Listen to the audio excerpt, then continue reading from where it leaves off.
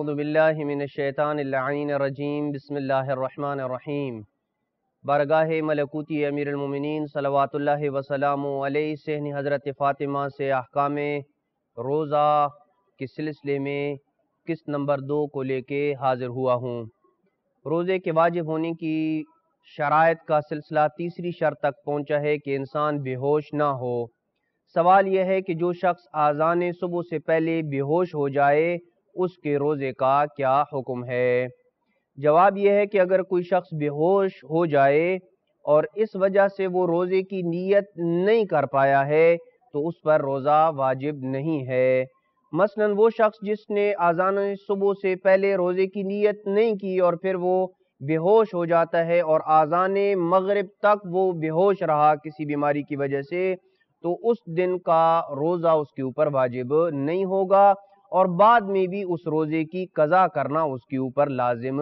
نہیں ہوگی، بلکہ اگر مغرب سے پہلے بھی اسے ہوش آ جائے تو تب بھی یہی حکم ہے، یعنی اس دن کا روزہ اس کے اوپر واجب نہیں ہوگا اور بعد میں قضا کرنا بھی واجب نہیں ہوگی۔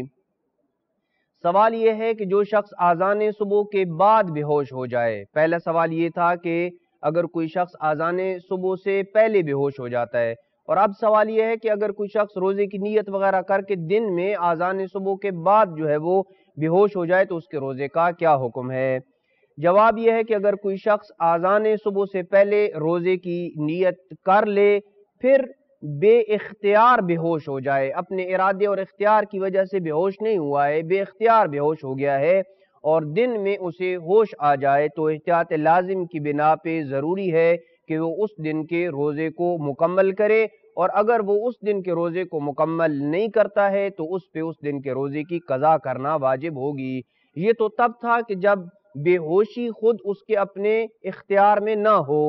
لیکن اگر بے ہوش ہونا خود اس کے اپنے اختیار میں ہو، جیسا کہ دن میں ماہ مبارک رمضان میں اس نے اپنا کوئی آپریشن کروانا ہے اور اس نے خود کو ڈاکٹر کے حوالے کیا ہے کہ وہ اسے انجیکشن لگائے یا کوئی اور دوائی دے جس سے وہ بے ہوش ہو جائے، تو اب یہ بے ہوشی اس کے اپنے ارادے اور اختیار سے ہے، تو ایسی صورت میں احتیاط واجب ہے کہ وہ روزے کو پورا کرے گا